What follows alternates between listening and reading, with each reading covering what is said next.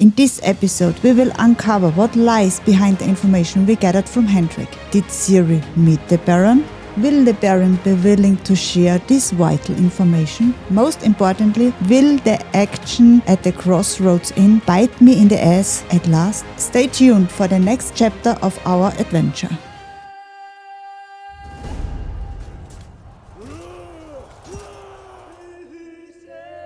Dear Diary, yesterday, Kira sent me on a quest that didn't bring me any closer to finding Ciri, so I decided not to visit her. My first priority is to talk to the Baron. Hendrik, Yennefer's spy, had informed me that Ciri found shelter at the Baron's. I hoped he would have more information about Ciri's whereabouts. I left the fisherman's village early in the morning and headed for the Baron. Roach, come on, it's adventure time!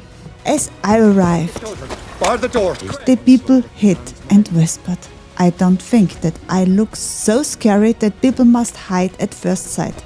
To make matters worse, the guards attacked me immediately. I believe the past deed of killing their mates at the Crossroads Inn is coming back to me. They recognized me, which means the Baron is likely aware as well. This could pose a problem and might reduce my chances to obtaining information from the Baron. As I suspected, they won't let me in. We heard what happened at the Crossroads. Once again, an elderly man came to my aid. He informed me about a young boy who had fallen into a well and was later found drowned by the river near a shrine. He hinted that there must be a hidden entrance, so I thanked the old man and embarked on a quest to locate the shrine. His directions were clear: right, right, and right. And there I should find the shrine. Surprisingly, it was that simple, and this time I didn't get lost. I entered the cave and walked through it, eventually reaching the dwelling where I climbed up. There, I found myself standing in the middle of the Baron's garden, surrounded by beautiful flowers. The Baron had company in form of Nilfgaardians, but they appeared quite bored. I believe they were relieved to see me, as it gave them an excuse to excuse themselves.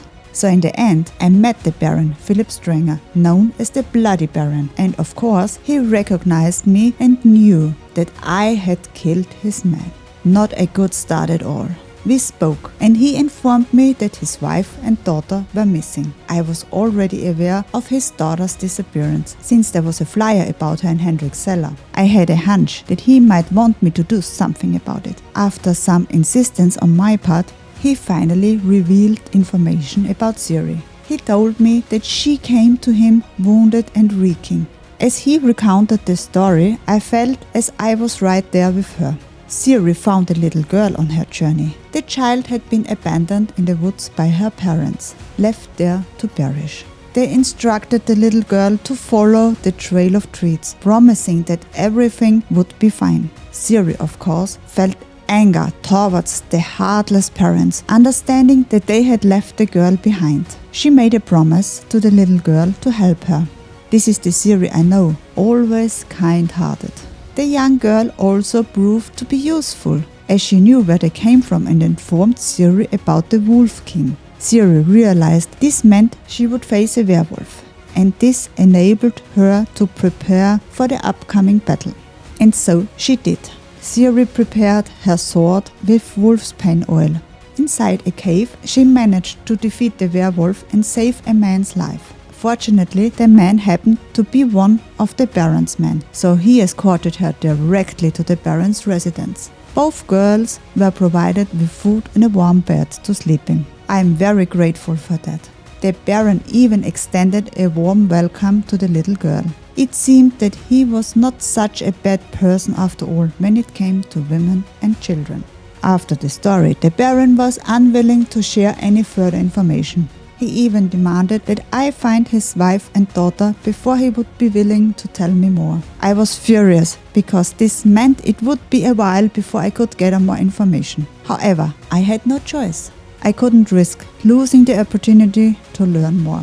The Baron was my last lead to finding Ciri, so I agreed. I asked him for additional information about the disappearance of his wife and daughter. but he couldn't provide it. He couldn't remember. That raised my suspicions. However, in the end, he agreed to let me search his wife and daughter's rooms. I first went to Tamara's, his daughter's room, which was empty, except for a small wooden doll. It didn't seem to provide any leads or clues. But in the room of his wife, Anna, I discovered evidence of a fight. The large painting of the Baron and his wife had been shifted from one wall to another, concealing a hole in the wall. The candlestick and spilled wine supported my theory. I traced the stains of the wine down the stairs, which seemed to lead to some kind of protective talisman. I informed the Baron about what I had discovered in the room. He insisted he knew nothing about it, claiming he had been drunk that night.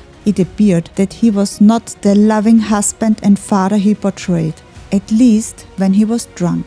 Something told me he got drunk quite a lot. I showed him the talisman, and he directed me to a man with an unusual obsession involving his goat. First thing in the morning, I would set out to find this particular man in the woods. I was curious because the eccentric ones often prove to be most helpful and insightful. In my opinion, we could all benefit from being a bit more unconventional.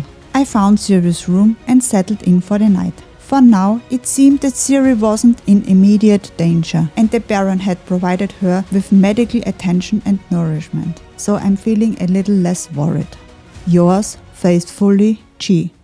I hope you enjoyed the story of Geralt's secret diary and his journey to find Ciri. What do you think of the Bloody Baron? Let me know in the comments. And also, please make sure to hit that subscribe button if you won't miss the next episodes. Take care, see you in the next one.